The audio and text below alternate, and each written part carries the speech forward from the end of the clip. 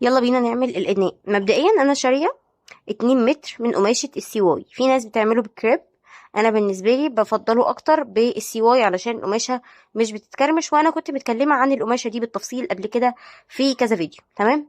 أنا دلوقتي معايا البورسل أهو، تمام، اللي هو الطول بتاع القماش اللي هو المترين. أنا شارية 2 متر، 2 متر للإدناء ومتر للجيبة، ولو انتي أطول شوية هتحتاجي متر وربع مثلا. تمام.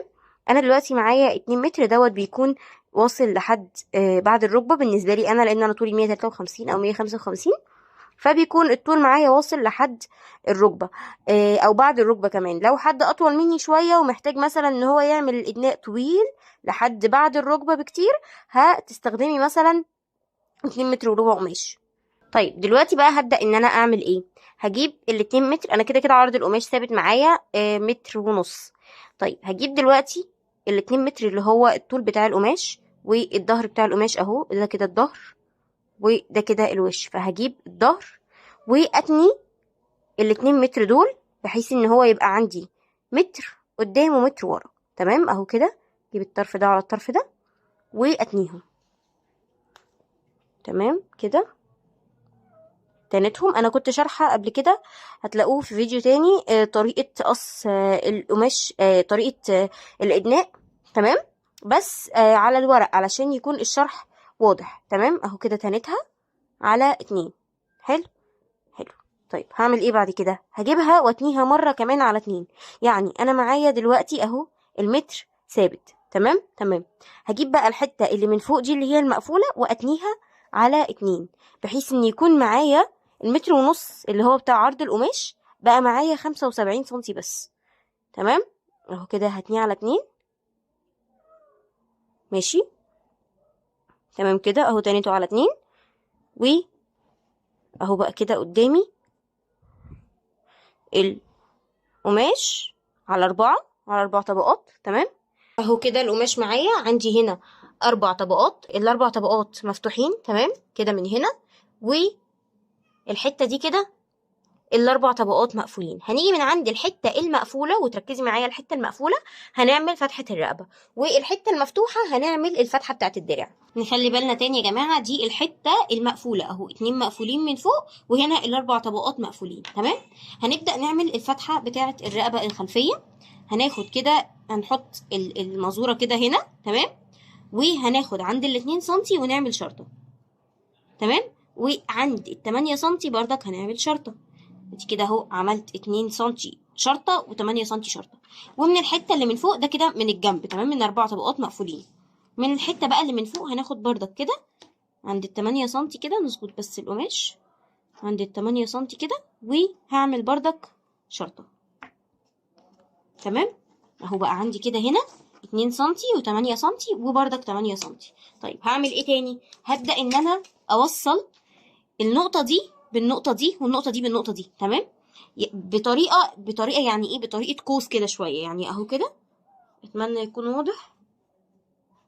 بحرده كده شويه، دي كده حرده الرقبه الخلفيه. ونفس النظام هعمله في حرده الرقبه الاماميه. هبدا ان انا اخدها كده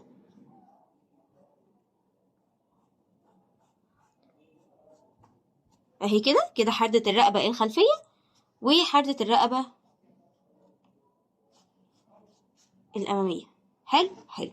طيب اقص معاكم بالمره علشان كل حاجه نكون مخلصينها اول باول. هبدا ان انا اقص الرقبه الخلفيه بس، وخلي بالي يا جماعه هقص الرقبه الخلفيه بس لان الاماميه بتتقص لوحدها. الاماميه بتتقص لوحدها، فخلي بالي كده واتاكد ان القماش الاربع طبقات على بعض. واسمي الله كده وابدا ان انا ايه اقص الرقبه الخلفيه. بسم الله.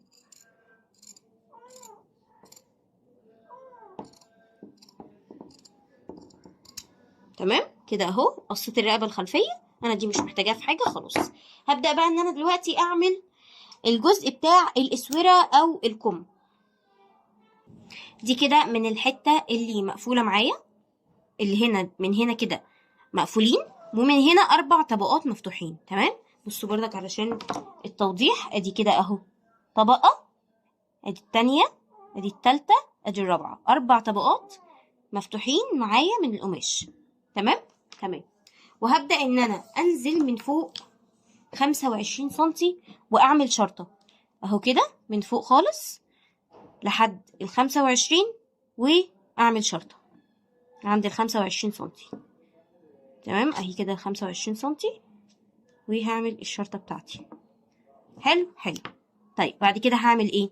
هاجي من عند النقطة بتاعت ال25 سنتي اهي كده، من عند النقطة بتاعت ال25 سنتي وهدخل 20 سنتي. تمام. المقاسات ديت يا جماعة ثابتة، انا بعملها وان سايز، يعني بيلبس معايا لحد كام سنتي؟ لحد 120 كيلو. تمام.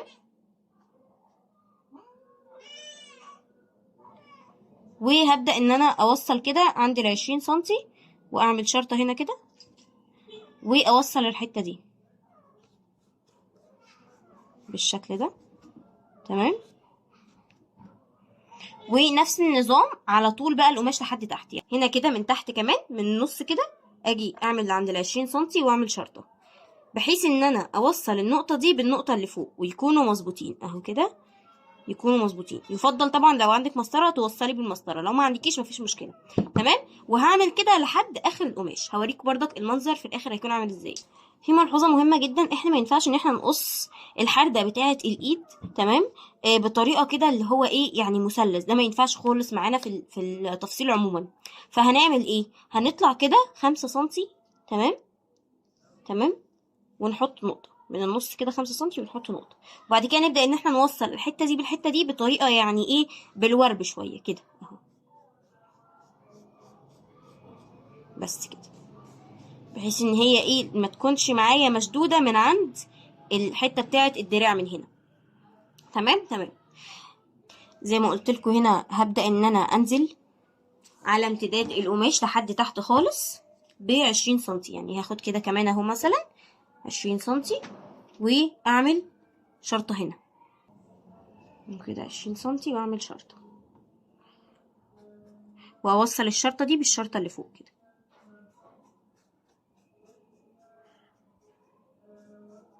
تمام. ونفس النظام لحد تحت خالص لحد اخر القماش اهو كده، بصوا لحد اخر القماش كده معايا 20 سنتي، خدها كده واوصل دي بدي. تمام.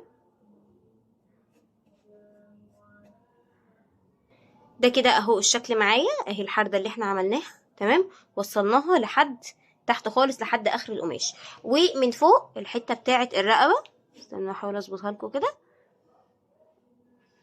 اهي، دي كده الحتة بتاعة الرقبة بتاعتي اهي اللي انا لسه قصاها. طيب هعمل ايه بقى؟ هبدأ ان انا اقص الحتة اللي انا محدداها دي، هبدأ كده ان انا اقص دول مع بعض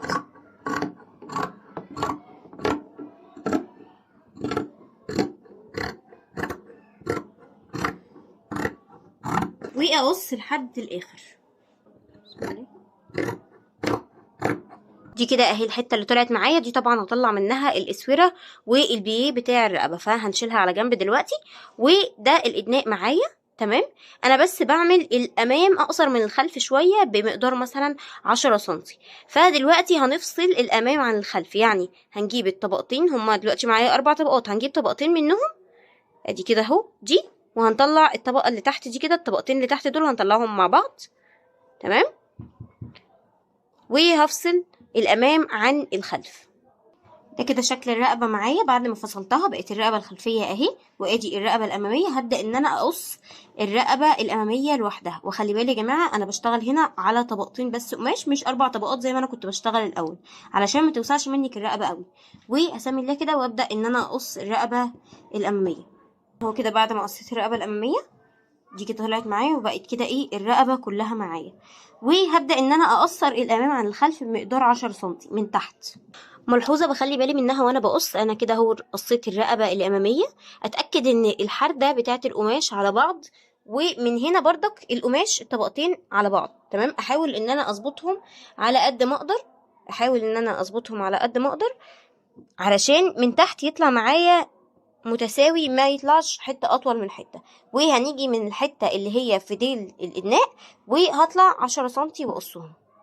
هبدأ كده اني اقيس 10 سنتي من الديل واقصهم اهو كده. ابدأ ان انا احط المزورة كده من الاول، وعند ال10 سنتي اعمل شرطه.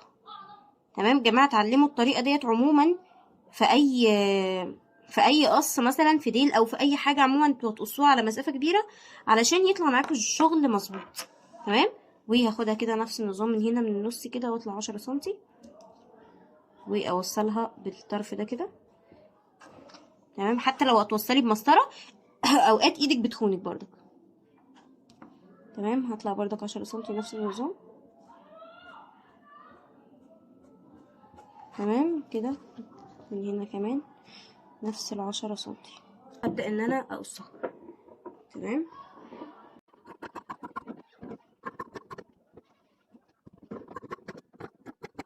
انا كده خلصت الادناء بتاعي. تمام. هبدا بقى ان انا اقص الاسوره. هنجيب القماش اللي احنا اتعاملنا فيه من شويه دوت، اللي هو اللي طلع من الجنب. هنجيب حتتين بس منه، دول اللي احنا هنستخدمهم اهو، ونشيل الحتتين التانيين مش محتاجينهم دلوقتي في حاجه. طيب الحتتين دول هناخدهم كده. تمام. ونيجي عند 50 سنتي ونعمل شرطه اهو كده، 50 سنتي ونعمل شرطه. هي اتمنى تكون كده واضحه، كده واضحه اهو. وابدا ان انا اقص الحته دي. انا محتاجه بس 50 سنتي للاسوره، لان انا في التانية بتاعه الشغل كنت واخده 25 سنتي وهي على 2، فهتبقى 50 سنتي. تمام. وبعد كده هبدا ان انا اتنيها كده على 4 علشان تطلع مظبوطه معايا. اتنيها على كذا طبقه. تمام. واخد بس، انا مش بحتاج كل القماش دوت كده، بحتاج 17 سنتي مش 15 بس. تمام. يعني هقص الحته بتاعه البورسل دي بس، الحته بتاعه البورسل دي كده هبدا ان انا اقصها. تمام.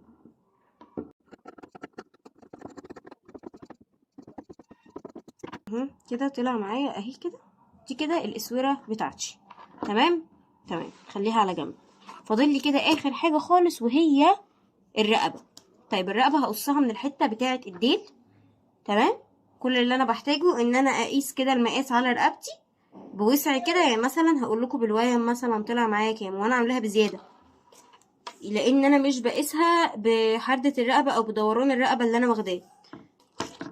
مثلا ممكن اقص 80 سنتي مثلا، ده كده بزياده قوي يعني، بس علشان انا علشان يتبقى معايا قماش وانا شغاله اكون مرتاحه، بالذات في الرقبه علشان تقفيل الرقبه بيكون رخم شويه، بس انا بعملها بطريقه سهله. تمام. وهبدا ان انا اتني الحته بتاعتي كده على كذا حته عشان تطلع معايا مظبوطه اهو كده. ثانيتها. تمام. على 4. وهبدا ان انا اخد مثلا، هاخد قد مثلا، ممكن اخد مثلا كده 5 سنتي 4 سنتي، يعني في الرينج ده. ممكن 5 كويس او 5.5. وابدا ان انا اعمل شرطه كده ونفس النظام فوق 5.5. تمام. وابدا اظبط الشرطه دي بتاعتي كده عشان يطلع معايا الشغل مظبوط واقصها.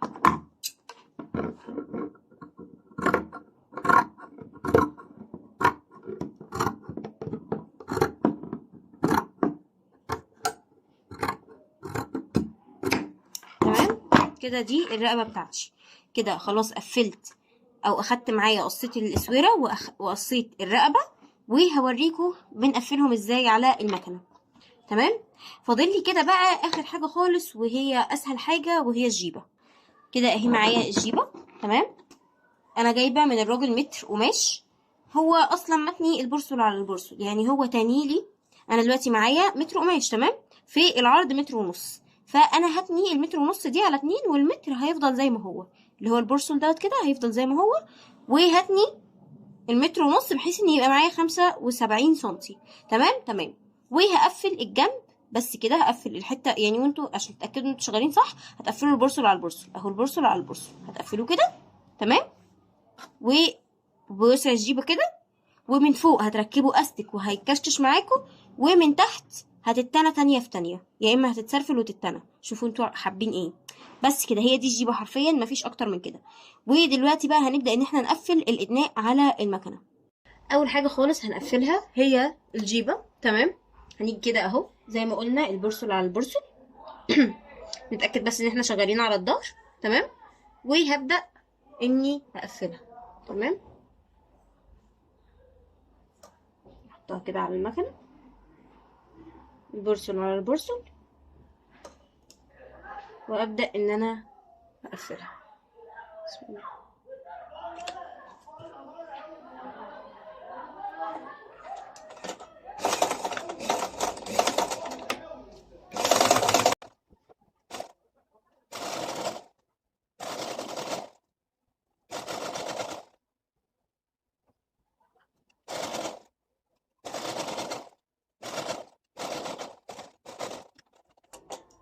ومن تحت هتنيها تانية في تانية، وهتتركب لها الاستك. تمام. تمام. بس انا مش بعمل دوت، انا يعني بوجهها عند حد اللي بيسرفل لي القماش، هو اللي بيتني لي التانية في تانية وبيركب لي ال الاستك. يعني مش بركب الاستك دلوقتي الا لما اسرفل الجنب من هنا، وبيتسرفل كمان من فوق وبيتنى. حلو حلو، عشان يتركب الاستك ويبقى الشغل بتاعي على نظيف. تاني حاجه معايا بقى الادناء، هنركب الاسوره. تمام. هجيب كده وش القماش واتاكد ان انا شغاله على الوش مش على الظهر. تمام. واجيب الوش بتاع الاسوره واحط الوش على الوش، وابدا ان انا اثبت ده منين؟ من الحته بتاعه ال 25 سنتي او ال 50 سنتي. كانت يعني 25 سنتي، كنا تانيينها على 2. هنبدا ان احنا نثبتهم كده في بعض. تمام. الحته بتاعه الدراع، يبقى هنثبت الدراع في بعض، او الحته يعني بتاعه الاسوره. تمام كده اهو. ونخلي بالنا يا جماعه واحنا شغالين ان احنا نسيب مسافه للسرفله. تمام. نسيب مسافه حلوه كده بتاع مثلا ايه 2 سنتي ولا حاجه، علشان الراجل اللي بيسرفل ما ياخدش معانا او ما ياكلش من القماش.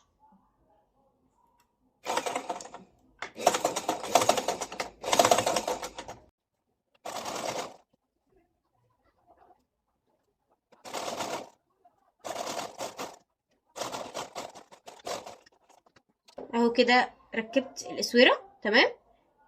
اهي كده لما بتتقلب بتبقى بالشكل ده. تمام. طبعا الحته اللي تحت دي كلها هتتسرفل. حلو. واهو كده دي الاسوره بتاعتنا. هنركب بقى ايه الدراع التاني. تمام. اتاكد برضك زي ما قلت لكم ان احنا شغالين على وش القماش، ونفس النظام الاسوره كمان على الوش بتاعها. اهو كده نبدا ان احنا ايه نثبت الاتنين في بعض، ونخلي بالنا من المسافه من الجزء اللي هنسيبه للسرفله. تمام كده اهو.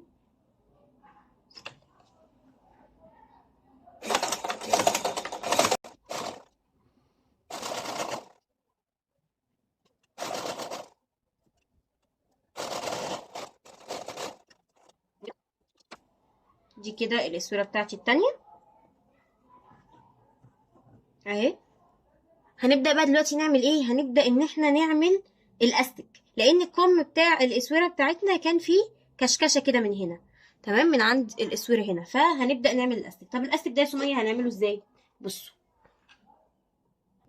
بنكون جايبين من عند الراجل يا اما بقره كده كبيره بتاعه الاستك، كانت مش فاكره كانت عامله معايا تقريبا 150 او حاجه زي كده، يا اما بتكون بقره صغننه كده بتكون مثلا عامله 10 جنيه، او بتجيبوا يعني اللي انتوا عايزينه. نبدا ان احنا نلف الاستك كده على البيت بتاع المكوك.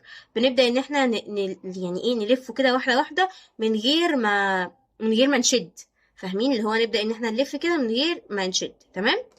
انا هشتغل بالحته اللي انا كنت لفها قبل كده دي الاول، واهو ادخلها في بيت المكوك بتاعها.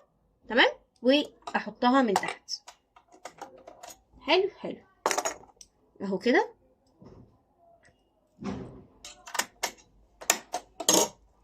تمام. هبدا ان انا اجيب الحته بتاعه الاسوره. تمام. من بعد الخياطه على طول، اهي الحته بتاعه الخياطه دي من بعدها كده هنبدا ان احنا ايه نعمل الاستيك بتاع الكم. تمام اهو كده. هتعرفي تظبطيه بايدك اظبطيه، مش هتعرفي تظبطي المسافات. انا عندي هنا الدواسه بتاعت المكنه عندي عريضه، فانا بقيس بناء على الدواسه بتاعت المكنه المسافات اللي ما بين كل خط والتاني. يا اما تعملي انتي بنفسك بالمسطره كده والماركر، تعملي ايه ما بين كل واحده والتانيه سنتي. يعني هفهمكم ازاي. يعني مثلا اهو كده المتر بتاعي. تمام. او المزوره بتاعتي، واهو كده الماركر بتاعي تمام. هبدا ان انا مثلا عند السنتي اعمل شرطه، وعلى طول بقى القماش، يعني مش شرطه وخلاص، شرطه وبالطول كده ايه لحد اخر الاسوره تمام. وبعد كده عند 2 سنتي اعمل شرطه. اعمل انا عن نفسي بعمل 10 خطوط تمام. 10 خطوط بيكون مناسب بالنسبه لي. بس انا طبعا مش بعمل شرطات لاني خلاص، يعني اول لما عملت الموديل ده كنت بعمل شرطات، اللي هو اعمل خطوط وكده علشان ابقى عارفه اشتغل. طبعا بنوسع الغرزه خالص تمام. وانت بتشتغلي على الغرزه ضيقه، لا انت بتوسعي الغرزه خالص من المكنه، وبتبداي كده ايه تشتغلي الخطوط بتاعتك واحده واحده. انا عن نفسي زي ما قلت لكم بعملها 10 خطوط.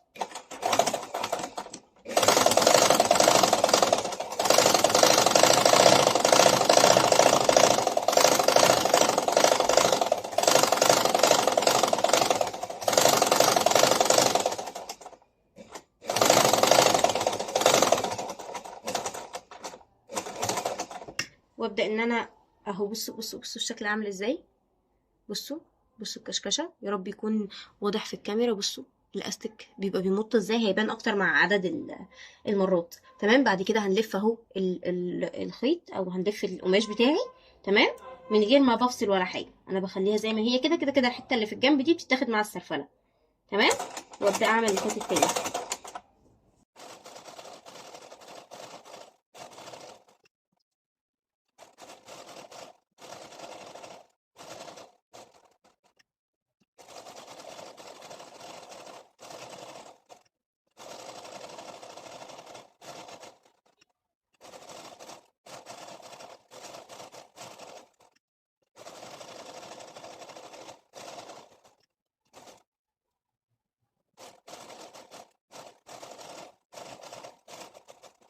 اعد بقى كده ايه الخطوط بتاعتي. بصوا الشكل من الشغل من ورا برضك عامل ازاي، الشغل نضيف ازاي. 1 2 3 4 5 6 7 8 كده. فاضل لي خطين واخلص الاسوره دي.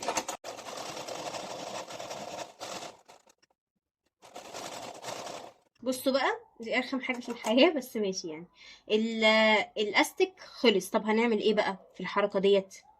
هنبدا ان احنا نشد الاستيك، الحته اللي اتبقت مننا ديت كده تمام، ونظبطها بس كده، ونقص حته الخيط دي مش محتاجينها في حاجه، واطلع المكوك بتاعي وابدا ان انا املاه تاني من البكره بتاعتي اللي انا جايباها اصلا، يا اما من البكره الصغننه تمام. وزي ما قلت لكم هنبدا ان احنا نملاه ازاي، واحده واحده كده اهو. امسك طرفه تمام، وابدا ان انا الفه كده ايه بالراحه، او مش قصدي بالراحه ببطء، قصدي بالراحه بمعنى ان احنا ما نشدهوش اهو لحد ما املاها خالص. ومش بملاه على اخره اوفر، يعني كده بالنسبه لي كفايه تمام. واقص الباقي ادخله في المكوك، وابدا ان انا ايه اشتغل تاني. هبدا اشتغل من اخر حته وقفت عندها تمام، او قبلها بشويه، بحيث ان انا الحته دي اعرف اربطها في التانية. بصوا كده، دي عايزه اني اربطها تمام. الحته دي كده عايزه ان انا اربطها علشان يكون الشغل بتاعي من تحت نظيف. فهبدا ان انا اشتغل من الحته اللي وقفت عندها كده، قبل ما اقف بالظبط بغرزتين مثلا كده، وابدا ان انا اعيد عليهم تاني كده. بقى معايا ال10 خطوط بتوعي تمام. اخلي بالي بس وانا بقص اخر حته دي ان انا ايه اسيب مسافه كده في الاستك، علشان يعني ما يفكش مني، يتاخد مع السرفله يعني تمام. والحته اللي الخيط خلص مننا فيها تمام، بنجيب الاستك كده اللي احنا اشتغلنا بيه الاول والتاني، ونربطهم في بعض اهو كده. نربطهم ايه ربطتين كده في بعض، ونقص زياده اهو، مثلا ربطه كمان زياده تاكيد. الربطه التالتة مش شرط تتظبط بس ماشي اهو كده. ربطت التلاتة او ربطت ربطتين تمام، وهقص كده ايه واسيب حته صغننه عشان ما تفكش مني اهي كده. بقى ده شكلها. والحته دي طبعا هتتسرفل، قلت لكم سيبوا اخر حته كده تمام. بصوا الشكل من تحت عامل ازاي، والاستك بقى بيبقى شكله تحفه في اللبس يا جماعه، بجد تحفه يعني. بصوا بقى شكله من هنا بصوا النظام في الشغل. اكتر حاجه بحبها في شغلي الاستيك، من اكتر الحاجات اللي بتبين قوي الشغل ده نظيف ولا لا. لما يكون متساوي كده ومظبوط بيبقى شكله تحفه. ويبقى شكله بقى على الايد. بصوا استنوا هوريكم تجربه كده بسيطه. تمام، طبعا أنا لابسه ساعه فالمنظر مش هيكون الطف حاجه، بس عموما بتكون شكلها كده على الايد. شكل الاسوره بيكون تحفه. وطبعا الحته دي يا اما بتتسرفل وتتنى، يا اما بتتنى تانية في تانية اللي انت عايزاه. تمام. انا برضك بستنى لما اسرفلها وبعد كده اتنيها، علشان برضك يكون ايه، التقفيل بتاعي يكون نظيف. نفس اللي انا عملته في الاسوره دي هبدا ان انا اعمله في الاسوره التانية.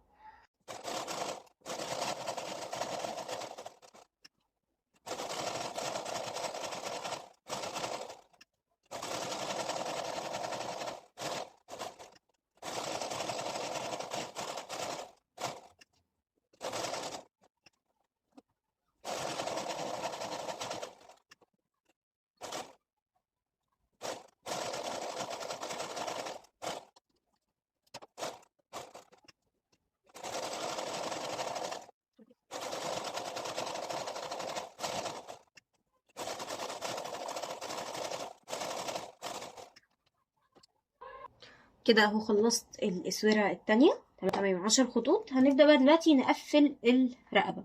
طيب هنقفل الرقبه بقى ايه ازاي؟ هنجيب الظهر كده. تمام. اتاكد ان هو الظهر طبعا الامام اقصر يعني، وفتحه الرقبه عموما شكلها مختلف. طيب هنقفل الحته دي كده من الطرف. تمام. هنقيسها بس على مقاس الرقبه الاول، يعني هقيسها كده على مقاس الرقبه. تمام. اثبتها بدبابيس، وبعد كده لما تتبقى حته اقفلها كده ايه من الطرف. تمام. اتمنى يكون الشغل واضح. واجيب ظهر الشغل، ظهر الشغل يعني الشغل بالمقلوب. تمام. اتاكد كده ان هو بالمقلوب. هتاكد من الظهر بتاع الاستيك. وهجيب النص بتاع الرقبه الخلفيه واحط عليها النص بتاع دي. تمام. وابدا ان انا اخيطهم في بعض. تمام، على الطرف كده علشان ما تكلكعش معايا. هبدا ان انا كده ايه اخيطهم مع بعض على الطرف.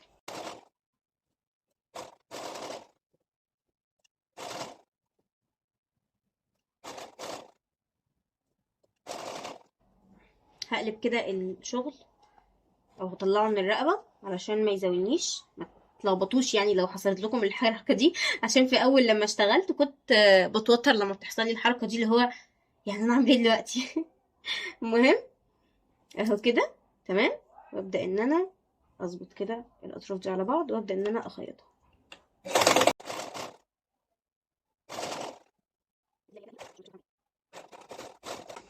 وبس كده. تمام. بص بس كده بواقي الخيط دي او الزيادات بتاعت الخيط. تمام. الحته دي كده اقصها علشان ما تبقاش مكلكعه معايا. تمام. وبعد كده اقلب الشغل بتاعي على وشه اهو كده. ده كده الوش بتاع القماش بتاعي. ونفس النظام بتاكد ان هو الوش من الاسوره. تمام. واجيب الحته اللي في النص بتاعت الظهر دي كده. تمام. اظبط بس المكنه. اجيب الحته اللي في النص دي وابدا ان انا اعمل ايه بقى عشان ما يكلكعش معايا وما يبرم ما يبرمش. ابدا ان انا اظبط كده الطرف ده واتنيه لجوه. حلو حلو. ادي كده تنيت الطرف اللي انا مخيطه. وبعد كده اتني ده كمان اهو كده، تانية في كمان تانية. تمام كده اهو. اتمنى يكون واضح. هعملها لكم تاني اهو كده. الحته اللي انا مخيطاها تمام هتنيها كده، وبعد كده اتني دي كمان تانية في تانية. تمام. واظبطها كده اهي. وهبدا ان انا اخيط خياطه على الطرف كده خالص. تمام اهو كده واحده واحده واظبطها. تمام اهو كده. ابدا ان انا اظبطها وامشي واحده واحده. الرقبه بالذات مش عايزه استعجل عشان تطلع معايا مظبوطه اهو كده. تمام. وابدا ان انا ايه اخيط. اظبط بس كده الخط دوت ان هو يكون متساوي. وابدا ان انا اخيطه. الكاميرا فصلت في اخر حته. تمام مش مشكله يعني، الفيديو وقف. بصوا كل اللي انا عملته ان انا تنيت تانية في تانية، تمام، وبدأت ان انا امشي واحدة واحدة وانا بقفل الرقبة. حلو حلو. بصوا بقى تقفيل الرقبة بقى عامل معايا ازاي. بصوا الخط مظبوط ازاي، اتمنى يكون واضح. بصوا التقفيل بتاع الرقبة بيطلع معايا بالمنظر